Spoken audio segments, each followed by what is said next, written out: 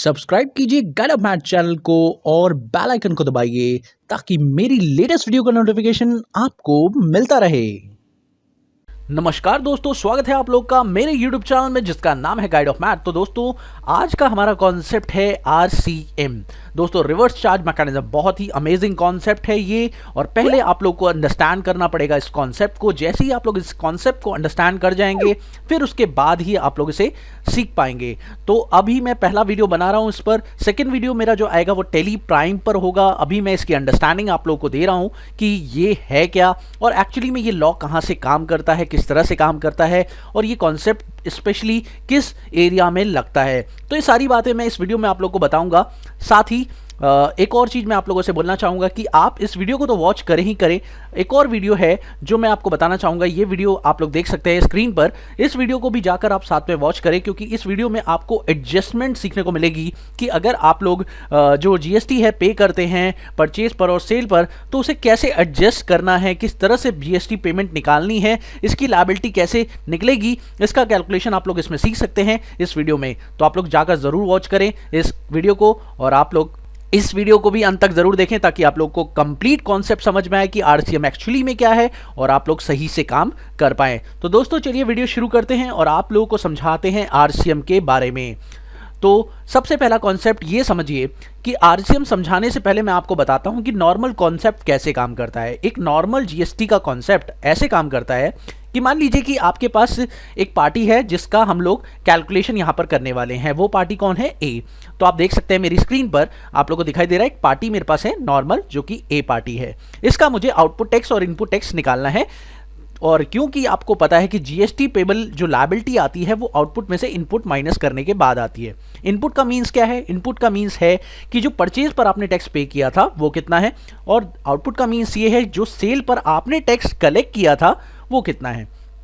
तो दोस्तों चलिए देखते हैं। यहां पर ए ने जो परचेजेस की हैं वो दो जगह से की हैं। एक रजिस्टर्ड डीलर एक पार्टी है, बी उससे 12,000 रुपए के GST वाला जो गुड्स है उसने खरीदा है, मतलब ऐसा गुड्स खरीदा है जिस पर 12,000 रुपए का GST बन रहा है। दूसरा जो पार्टी है हमारा C, उसके साथ जब इसने परचेज की तो 15,000 रुपए का GST बना। यानी अगर मैं बोलूं तो टोटल जो GST इनका बना वो है दिस प्लस दिस। तो कहने का मतलब ये है कि टोटल GST का जो क्रेडिट इनको मिल सकता है, यानी इनपुट टैक्स क्रेडिट जिसको बोलते हैं, सेट ऑफ कितना मिल सकता है? 27,000 का, क्योंकि इनकी परचेजेस कितनी है? That is 12,000 and 15,000। टोटल इनको इनपुट टैक्स क्रेडिट मिल सकता है GST के अंदर। और अब ये देखना है कि इनका जो आउटपुट है वो कितना है। तो एक्चुअली में इन्होंने जो कस्टमर है उससे जो टैक्स कलेक्ट किया है वो कितना है, वो आप देख सकते हैं। यहां पर सेल की हुई है इन्होंने किसको? एक अनरजिस्टर्ड पार्टी को। तो आप देख सकते हैं यहां पर 50,000 है। तो अब आपको सिंपल सा कॉन्सेप्ट पता ही है, जैसा कि GST में आप जानते हैं क्या होता है, आउटपुट में से इनपुट माइनस कर देते हैं, हमारा जो बैलेंस आता है उसी को हम लोग कहते हैं कि GST पेबल होगा। तो इतना आपका GST पेबल जो है कैलकुलेट हो गया।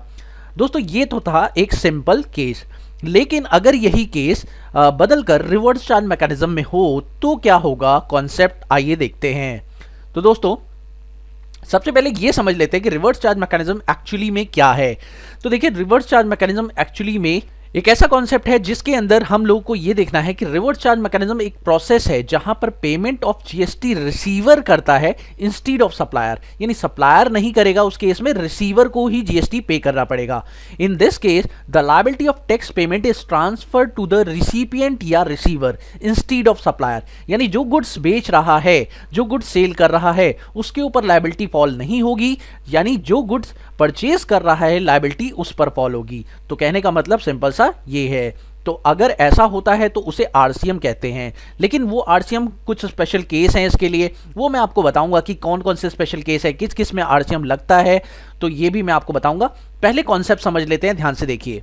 मान लीजिए A पार्टी फिर से हम लोग ले लेते हैं, और A पार्टी ने इस बार जो परचेजेस की हैं वो एक रजिस्टर्ड डीलर से करी है, और जिसमें उसने GST को जो पे किया है वो 12,000 रुपए पे किया है। तो इसका मतलब है इसको इसका क्रेडिट तो मिलेगा ही मिलेगा। ऑब्वियस सी बात है कि इसका क्रेडिट तो उसको मिलना ही मिलना है। साथ में अब यहां पर सवाल ये उठता है कि अनरजिस्टर्ड पार्टी के साथ उसने करी है एक परचेज और उसमें उसने GST पे किया है। तो पे किसने किया? अगर तो इसने GST पे किया है इस पर A ने, तो क्योंकि वो अनरजिस्टर्ड है, सी अनरजिस्टर्ड है तो वो पे नहीं कर सकता। तो इस केस में अगर ए ने ये लायबिलिटी को बियर किया है तो उस केस में इसको ये इनपुट टैक्स क्रेडिट गवर्नमेंट दे देगी।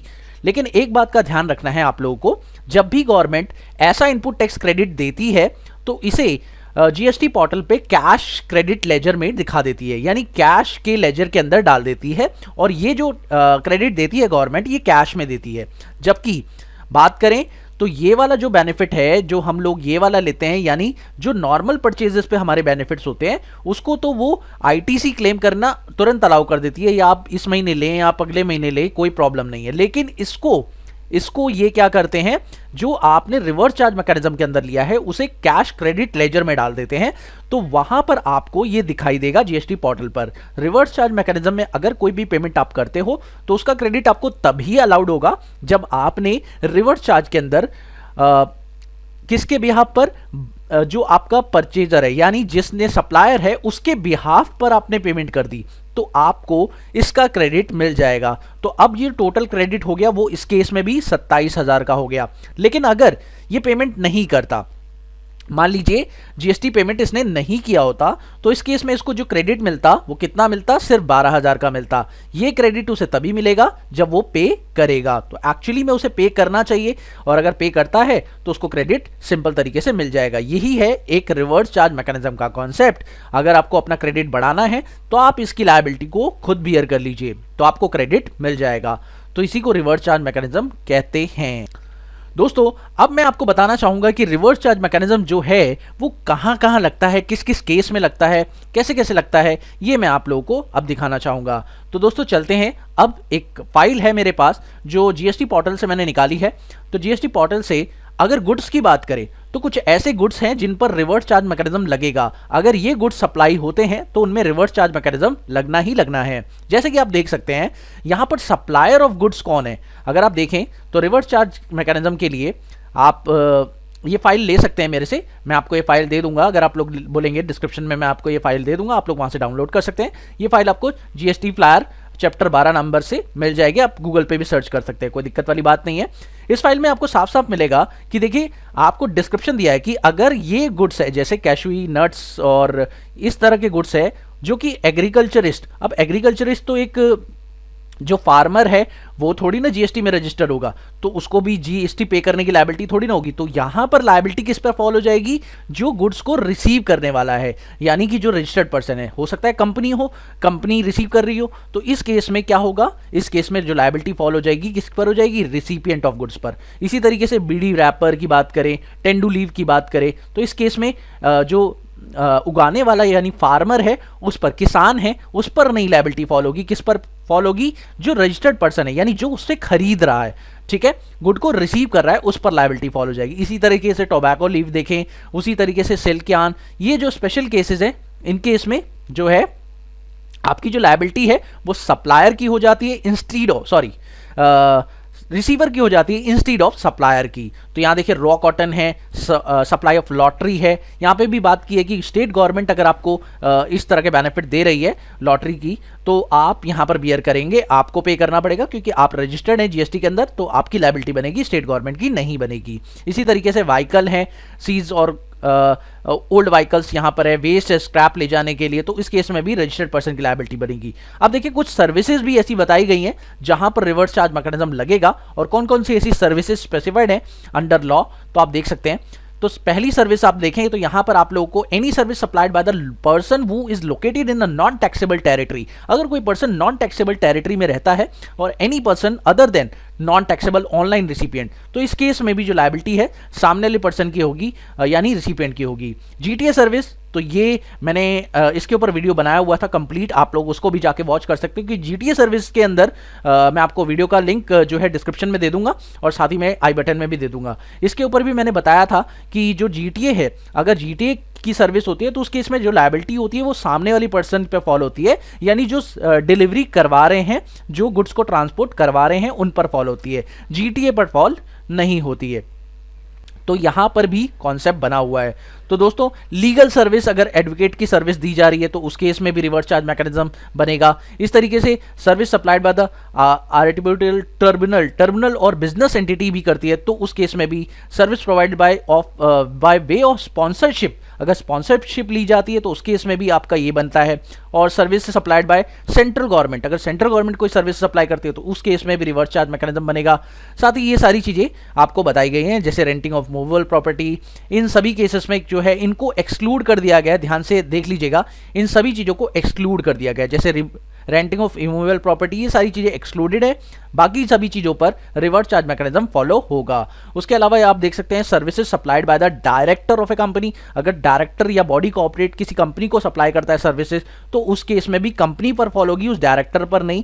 और अगर मान लीजिए सर्विसेज देता है कोई इंश्योरेंस एजेंट, भाई इंश्योरेंस एजेंट देता है किसी कंपनी को या किसी बिजनेस को, इंश्योरेंस बिजनेस को, तो वहां पर इंश्योरेंस एजेंट पर नहीं, किस पर होगी, इंश्योरेंस बिजनेस पर होगी, क्योंकि भाई इंश्योरेंस एजेंट है वो एक्चुअली में रजिस्टर्ड नहीं होगा जीएसटी लॉ के अंदर। उसके बाद अब बात करें तो service supplied by the recovery agent, recovery agents होते हैं जो बैंकक्रप्ट होने पर या कुछ भी दिवालिया घोषित होने पर आपका जो सामान है उसे जब्त करते हैं, तो अगर वो कोई सर्विस प्रोवाइड करे तो उस केस में भी जो बैंक है या फाइनेंशियल इंस्टीट्यूशन है वही जो है जीएसटी पे करेगा, आप नहीं करेंगे। इसके अलावा बात करें तो service supplied by the person located in a non taxable territory, यहाँ पर भी आप लोगों को रिवर्स चार्ज मैकेनिज्म लगेगा।